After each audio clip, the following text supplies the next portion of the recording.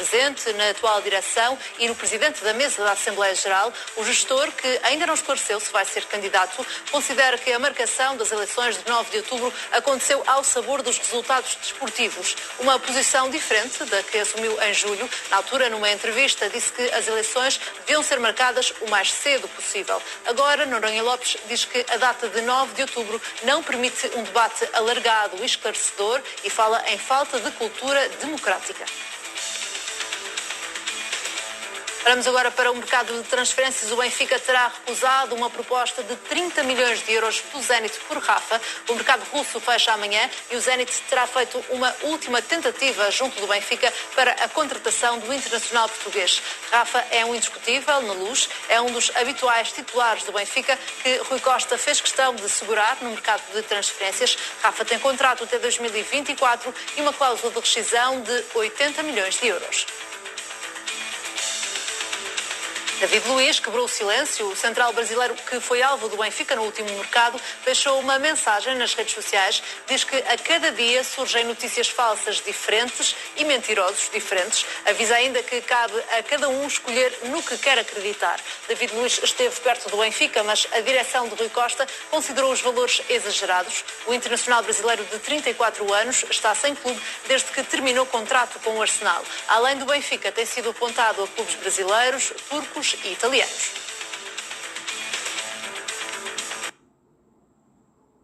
Com o dia-a-dia do Centro de Estágios do Seixal. A principal mudança na estrutura do futebol tem a ver com o papel mais ativo na formação. A intenção é de potenciar a formação a nível desportivo e financeiro e criar uma ligação maior entre a equipa de Jorge Jesus e os escalões jovens do Benfica.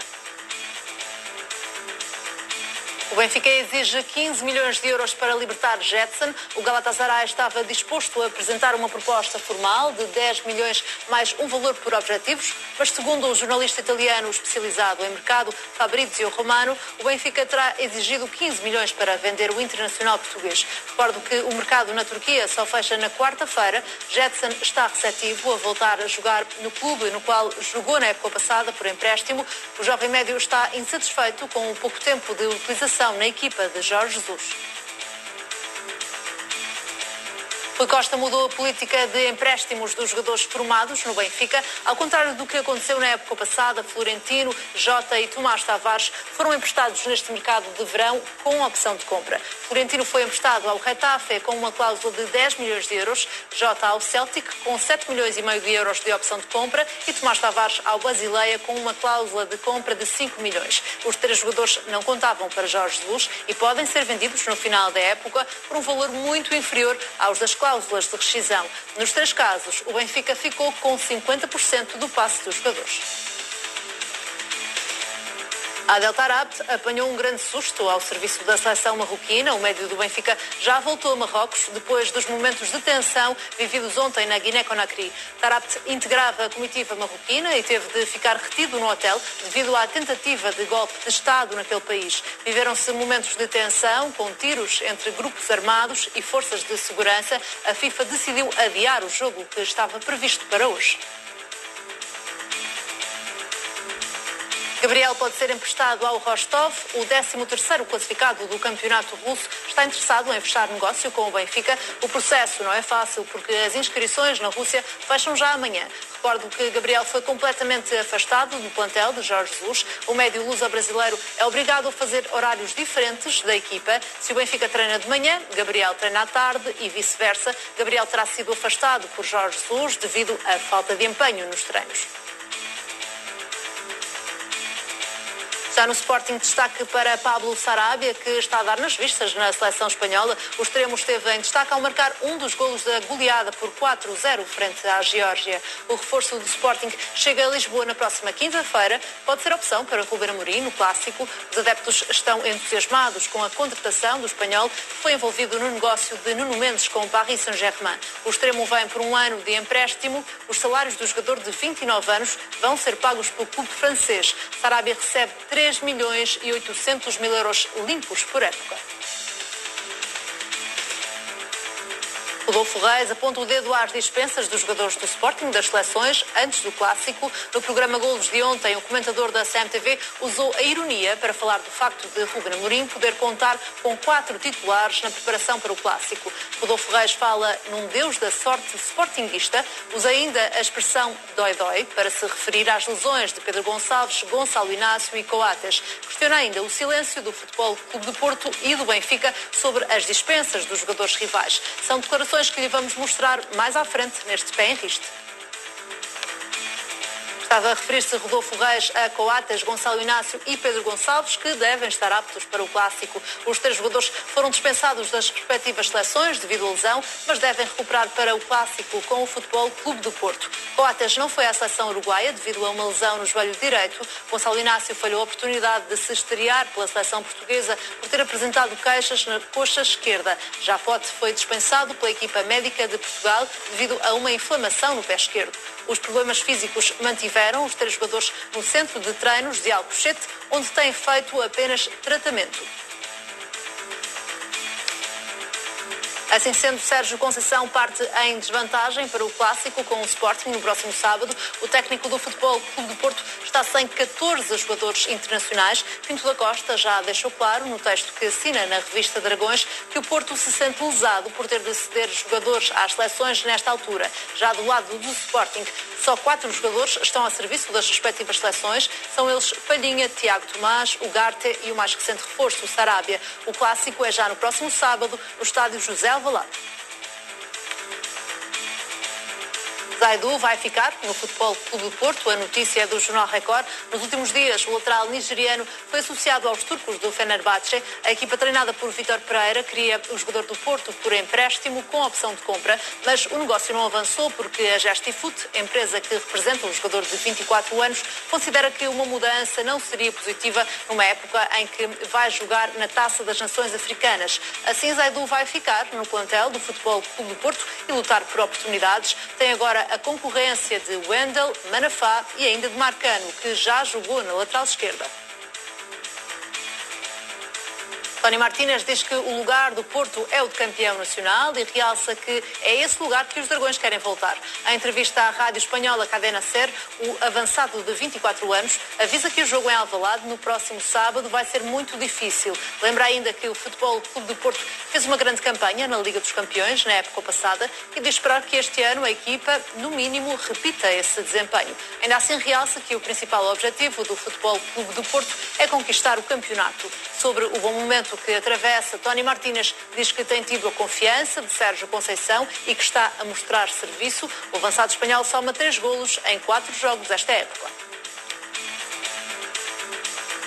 Voltamos ao momento do Benfica com um exclusivo da CMTV. Rui Costa está a ser pressionado por elementos da direção, entre os quais José Eduardo Muniz e Jaime Antunes, para retirar poder a Domingos Soares de Oliveira. A CMTV sabe que estes dirigentes querem ver o poder do diretor financeiro reduzido. Para isso tem pressionado Rui Costa a controlar de perto as ações de Domingos Soares de Oliveira. José Eduardo Muniz e Jaime Antunes são 2 dos vice-presidentes que consideram que os dirigentes eleitos têm de ter mais poder do que os funcionários do clube, independentemente do cargo. Querem que Rui Costa tome as principais decisões estratégicas em vez de as delegar em Domingos Soares de Oliveira. Rui Costa está a ser pressionado para mostrar publicamente que depois da saída de Luís Filipe Vieira é ele quem dirige o clube desportivamente, mas também financeira e estrategicamente.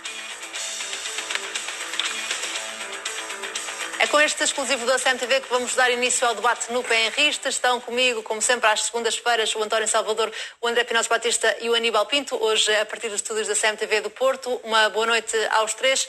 António, Rui Costa deve ceder à pressão destes dirigentes do Benfica e retirar poder a Domingos Soares de Oliveira? Na minha opinião, boa noite a todos. Aníbal, esperava ver-te aqui hoje. Aliás, trouxe esta gravata azul precisamente em tua honra, mas pronto, ver-te-ei na próxima segunda-feira. Eu acho que... Estamos à distância, mas com a proximidade suficiente para continuarmos com um bom debate, com certeza. Com certeza. Eu penso que não é uma questão de opção. É óbvio que o Benfica quer ter bons dirigentes e bons profissionais, e os profissionais devem desempenhar, obviamente, aquilo que os dirigentes eleitos decidem que são as opções estratégicas, e não de outra forma. Não faria sentido que fossem os dirigentes profissionais a dirigir o clube. Portanto, as decisões estratégicas devem ser tomadas pela direção do Benfica, e isso deveria ter sido sempre assim. Concordas com José Eduardo Muniz e com Jaime Antunes, que acham que Domingos Soares de Oliveira tem de ter menos poder do que tem tido nos últimos anos? Se assim for, e se eles pressionam para que isso ocorra, sim, concordo inequivocamente que os nossos profissionais, que são excelentes profissionais e que penso que têm feito um bom trabalho, devem, porém, desempenhar aquilo que as decisões estratégicas da direção lhes indiquem. Aníbal, imaginemos que é retirado algum poder a Domingos Soares de Oliveira. Quem é que ganha poder? É Rui Costa ou pode ser outro dirigente? Boa noite, Mariana. Aquilo que estamos a assistir, ou a começar a assistir, é uma verdadeira luta de galos dentro da capoeira que é o Benfica. Naturalmente que Rui Costa, com todo o respeito que merece, não tem capacidade para ser presidente do Benfica em termos de grandes decisões estruturais, nomeadamente em termos económico-financeiros, e terá que se munir, naturalmente, de quem saiba do assunto. Se alguém tentar tirar poder e cortar as unhas ao Domingos Soares de Oliveira, não tenho dúvidas nenhumas que ele sai pelo pé dele e poderá fazer muita falta ao Benfica. Agora, aquilo que estamos a ver é que Rui Costa vai ganhar as eleições do Benfica sem qualquer sombra de dúvidas, mas vai ser como a Rainha de Inglaterra, vai ser para cortar as fitas, vai ser para andar entretido com o Brás a tratar dos assuntos de futebol, e alguém que tudo parece apontar para o número 2, que não tem nada de número 2 e que não nasceu para ser número 2, que é José Eduardo Muniz, é que será o presidente não formal, mas material do Benfica. Isto é a opinião de alguém que nada tem a ver com as águias, mas que é dragão, de alma e coração, mas que faz uma análise fria e dura daquilo que é mostrado de uma forma absolutamente clara. E que vê uma luta de galos neste momento no Benfica. Também vês, André? Vejo um fenómeno muito interessante, mas há uma nota que eu quero dar no programa de hoje, porque passámos um período de curto de férias, que tive a oportunidade de usufruir. Eu queria deixar uma palavra para os nossos telespectadores pelo muito carinho que recebi de benfiquistas, sportistas, sportinguistas, do Braga, do Tondela, de vários clubes, e queria deixar uma nota para aqueles que alimentaram durante anos a narrativa da toxicidade. Nós aqui discutimos olhos nos olhos, é o que eu vou fazer na resposta à tua pergunta, dando opinião livremente, mas eu não podia deixar este registro, que é em qualquer lado a forma como as pessoas que nos seguem nos tratam. Eu acho que isso tem que ser destacado. Aquilo que se passa no Benfica é algo muito interessante, e agora vamos àquela parte onde nós, independentemente das nossas cores clubísticas, dizemos as coisas de forma muito categórica. Parece que as eleições do Benfica estão a ser mais disputadas nas cúpulas do que propriamente no universo Benfica. E esta é uma nota que eu quero deixar porque acho que é uma coisa muito interessante. Este tipo de marcagem de terreno, de delimitação para perceber quem é que dentro da estrutura do Benfica manda no quê, é próprio de uma altura em que não há sufrágio. Quando estamos para ir a eleições, o normal era estarmos a discutir o nome de Noronha Lopes, e lá iremos também no programa de hoje, e também iremos João Miguel Brás Frade e outros, mas a verdade é que se este fenómeno acontece, ele tem muito a ver com o facto de atualmente ser mais ou menos visível que Rui Costa tem a passadeira vermelha estendida. E em concreto sobre esta questão de Domingos Soares de Oliveira, há algo que as pessoas têm que perceber. Em qualquer organização onde há escassez de recursos, e essa escassez de recursos existe no Benfica, no Sporting e no Porto, como todos já percebemos, e da parte do Aníbal realmente nós não temos muito a ver, eu concordo com o Aníbal quando diz que nós não temos muito a ver com o que se passa no Benfica, mas temos muito a ver com o que se passa no futebol português. Porquê é que Domingos Soares de Oliveira tem tanto poder? Porque é o homem que controla as finanças, e quanto mais debilitada está a situação financeira de uma organização, mais esta pessoa tem poder político, porque o poder de Domingos Soares de Oliveira não advém de ser um funcionário. Eu percebo que quem está nesta cúpula, nesta disputa da cúpula que eu falei, tenha que tentar, usando uma expressão muito feliz do Aníbal, cortar as unhas do responsável financeiro do Benfica. Mas acho que há uma reflexão que os benfiquistas devem fazer. Se Domingos Soares de Oliveira tem tanto poder, e já o tinha antes e aparentemente também o tem agora, se há quem anda Aníbal de corta-unhas para lhe tentar aparar um bocadinho do poder, é porque de facto quem gera os recursos financeiros de uma organização que está com escassez tem muito poder. E aqui não se escapa Sporting, nem Benfica, nem Porto, mas de facto eu queria dar este sublinhado. O poder de Domingos Soares de Oliveira destapa que a situação do futebol português está muito difícil para todos os grandes. Mas o Aníbal vai mais longe também, António, em relação a José Eduardo Muniz e a Rui Costa, ao dizer que José Eduardo Muniz é que é o número 1 e que Rui Costa neste momento é candidato a uma rainha de Inglaterra. Colocas essa hipótese? Não creio. Acho que é uma afirmação demasiado epidérmica do Aníbal, eventualmente sem conhecimento específico da situação, e também não concordo com a afirmação de que a questão da superioridade em termos do dia-a-dia do Domingos Soares de Oliveira tenha a ver com o facto de ele ser diretor financeiro, até porque não o será, ele será diretor-geral da estrutura. O que eu acho, sim, é que o Rui Costa tem determinados skills, determinados conhecimentos, é um indivíduo que percebe muito futebol, muito mais do que todos os indivíduos que estão na direção, mas provavelmente não é um indivíduo que conheça, enfim, o Benfica tem muitas tarefas. O gestor joga contra Rui Costa nesta corrida. Não, e o José Eduardo Ministro será complementar, mas é isto que é uma direção. Eu nisso, e por esse facto, não vejo qualquer mas complementar ao mesmo nível, neste momento, quem é que tem mais força no Benfica? Rui Costa ou José Eduardo Ministro? É Rui Costa, com certeza, então, inequivocamente. Ele era o primeiro vice-presidente, teve... Quem é que escreveu o discurso? Como? Não percebi. Quem é que escreveu o discurso do Rui Costa que foi absolutamente desastroso?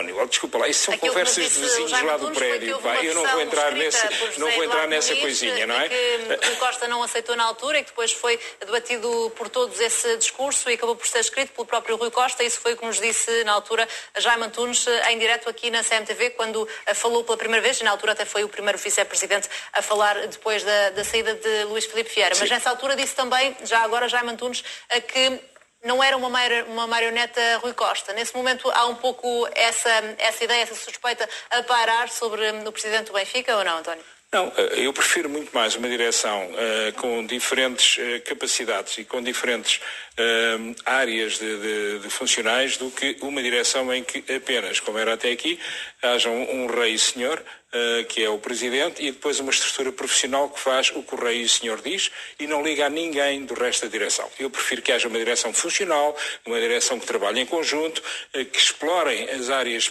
mais positivas de cada um. Eles têm diferentes skills, diferentes conhecimentos, diferentes experiências e por isso fazem parte da direção. Assim não sendo, não faz sentido. E portanto aquilo que tínhamos até aqui, eu espero que termine e que seja utilizado de forma conveniente, de forma adequada, para que o Benfica seja mais forte e mais capaz. Parece que Aníbal pode chegar unido este Benfica com estas questões por acertar à candidatura à presidência? Mariana, enquanto o Benfica ganhar, terá uma união natural. Os pontos que conseguir ir amealhando funcionam como uma cola para unir toda a nação benfiquista. Isto é uma realidade. Eu subscrevo aquilo que o António diz, que Rui Costa sabe muito de futebol. Está fora de questão, o Rui Costa foi um grande jogador de futebol.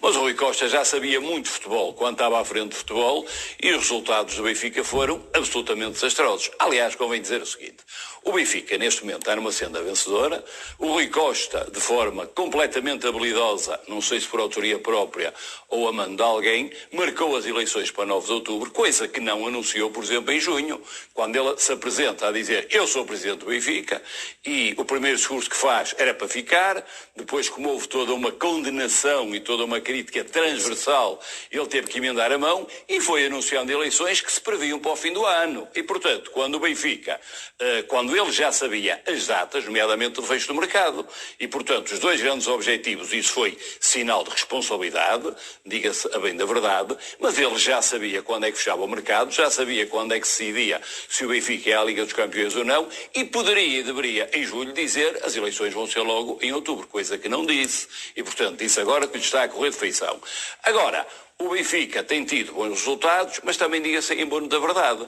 Nós temos, neste momento, tudo que era à vontade de Luís Filipe Vieira em parar no Benfica. Por um lado, quem investiu 100 milhões foi o Vieira. Quem foi buscar o Jorge Jesus foi o Vieira. Quem apostou na Europa e prometeu sucesso na Europa foi o Vieira. E quem quis o Rui Costa a presidente do Benfica foi o Vieira e vai tê-lo. Portanto, o Vieira de missionário continua a impor a vontade dele, porque ele disse isto expressamente, é ele que vai buscar o Rui Costa para número 2 e é ele que diz, eu vou passar o poder e o cetro ao Rui Costa. E passou e vai passar e esta é uma realidade indesmentível.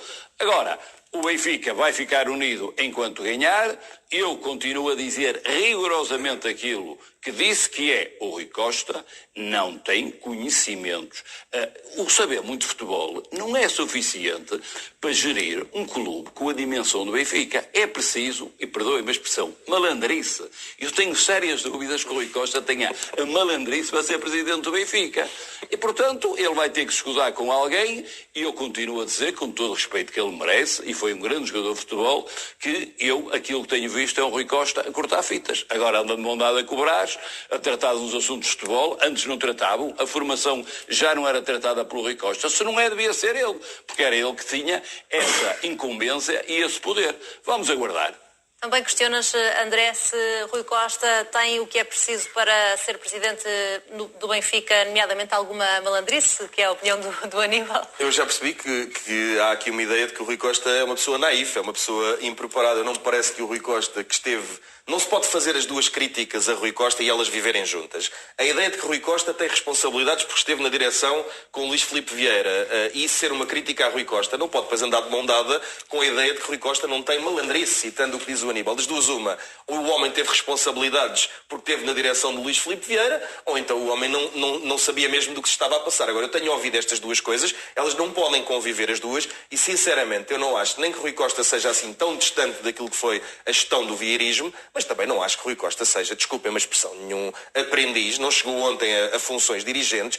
Não sei se tem malandragem ou não tem malandragem, mas não é nenhuma pessoa naif. Portanto, não nasceu ontem. Risco que quem está ao lado dele o suplante em termos de poder? Não, o que eu não creio, eu já destaquei aqui o facto dessas eleições, o tema primordial, e está correto ser esse, porque é o que está a acontecer no Benfica, é o que se passa na cúpula. Eu acho que isso é sintomático. Agora, o que eu não posso é ouvir pessoas que dizem que Rui Costa nasceu ontem, quando é para dizer se está preparado para ser presidente do Benfica ou não, ou dizer que ele é um grande malandro porque esteve na direção de Luís Filipe Vieira. Aqui o que eu peço aos críticos de Rui Costa é que se entendam, escolham uma das críticas para fazer, as duas não dá. Eu sinceramente não me parece que Rui Costa tenha nascido ontem, não parece que seja nenhum garoto, não é uma pessoa, não é só conhecimento de futebol, ele conhece o futebol das quatro linhas, mas conhece o futebol fora das quatro linhas também, Mariana. Sobre a ligação a Luís Filipe Vieira, ela também existe, António, em relação a Domingos Soares de Oliveira. Há um outro lado que tem a ver com o facto deste diretor financeiro estar também envolvido em alguns processos, tem um nome em alguns deles, e é mesmo arguído no saco azul. Representa de alguma forma um risco para a liderança de Rui Costa nesse sentido? Sim, mas deixa-me dizer, Mariana, que primeiro de tudo esta história dos malandrices dos Costas, isto deve ser, não sei se eles são primos, mas não reconheço isto todo. Aliás, há bocado, com a questão da marioneta, eu se calhar diria que Rui Costa tem sido muito mais marioneta até durante o reinado de Luís Filipe Vieira do que está a ser agora.